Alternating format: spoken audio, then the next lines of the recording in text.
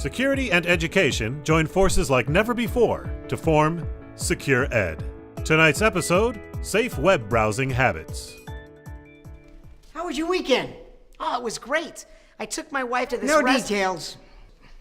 Hey, why has our internet connection been so slow today?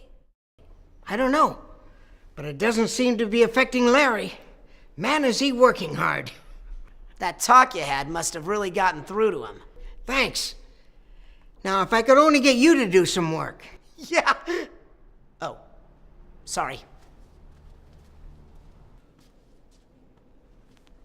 Good night, Irene.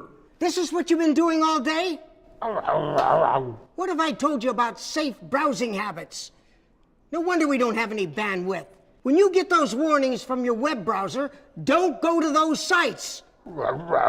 Give me one good reason I shouldn't fire you. Besides the fact that I'm married to your sister. Yeah, I didn't think so. Hi, I'm Bob, and welcome to Secure Ed Training for Safe Web Browsing Habits. Surfing the net has become a natural pastime for us as we catch up on the latest news, check up on our stock portfolios, or just connect with our social media friends. We all have our favorite places bookmarked, and the internet can be a fun place to visit. But believe me, you wouldn't want to live there. Some of us tend to forget that the internet is really nothing more than a virtual representation of the real world. Yes, I know, it sounds like something out of The Matrix. But in reality, the adage is quite true. The good and evil of the real world can be found online as well. While there are plenty of legitimate websites, blogs, and social media sites that can provide you with troves of valuable information and tons of hilarious pictures, there's also a seedy underbelly to the internet. This is where websites are used for illegal or destructive activities, like infecting your computers with viruses or malware. Today, we're going to discuss ways you can safely browse the internet by focusing on the four following topics: web browsers, appropriate websites, security tools, and website passwords.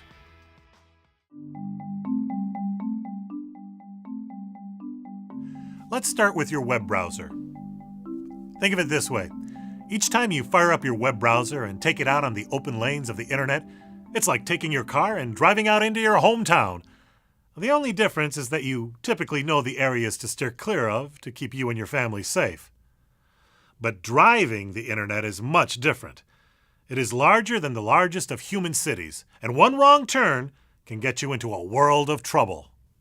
Just like you take precautions when you are going from place to place in the real world, there are things you can do when browsing the internet that will keep you and your computer safe. Just like you would get a checkup on your car before a big road trip, you need to do the same before jumping on the internet.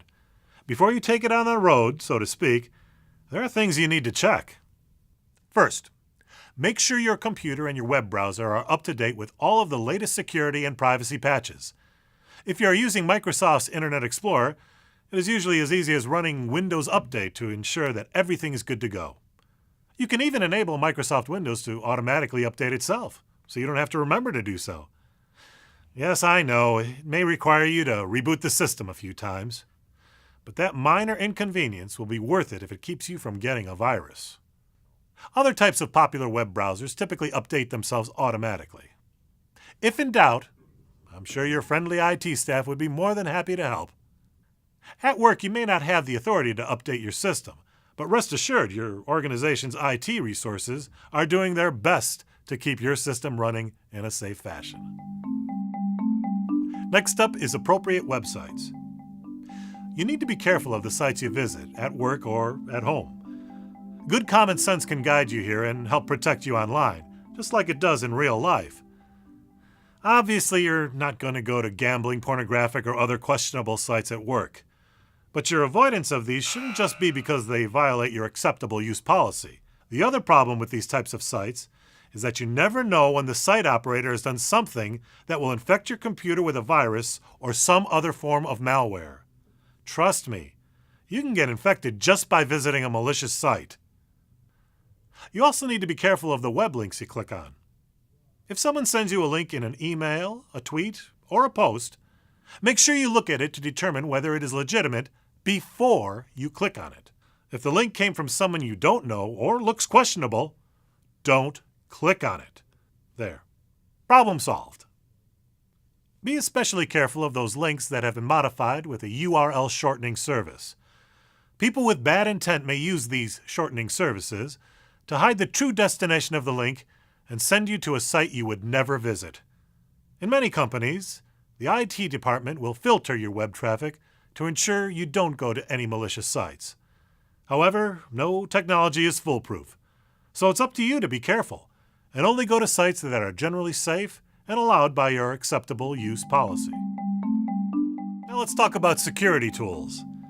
With all this talk of bad links and viruses, I would be remiss if I didn't remind you that having an antivirus program is a must. Oh, and make sure you keep it up to date. It's not going to do you much good if the virus checks are from 2005. If you don't have one on your home computer, get one. It will save you many headaches and system rebuilds in the future. If you're at work, you probably already have an antivirus program installed on your computer. The biggest thing to remember at work? Don't tamper with your antivirus program. It is there to protect you and your computer. Plus, the IT team tends to get really ticked off when you do that. And that's never good. And finally, let's talk about website passwords. I know. Passwords again? Really? Yeah, really. They are that important. Passwords play a key role in safe web browsing. You need to make sure that you don't utilize any of the passwords you use at home or work on any websites you visit. There's been numerous high-profile websites that have had major breaches of user passwords. When this occurs, if you've been using the same password on multiple systems, you've just increased your exposure. Make sure you don't share passwords between internet sites either. Just like at work, the same rules apply online. You should have a unique password for each site you use.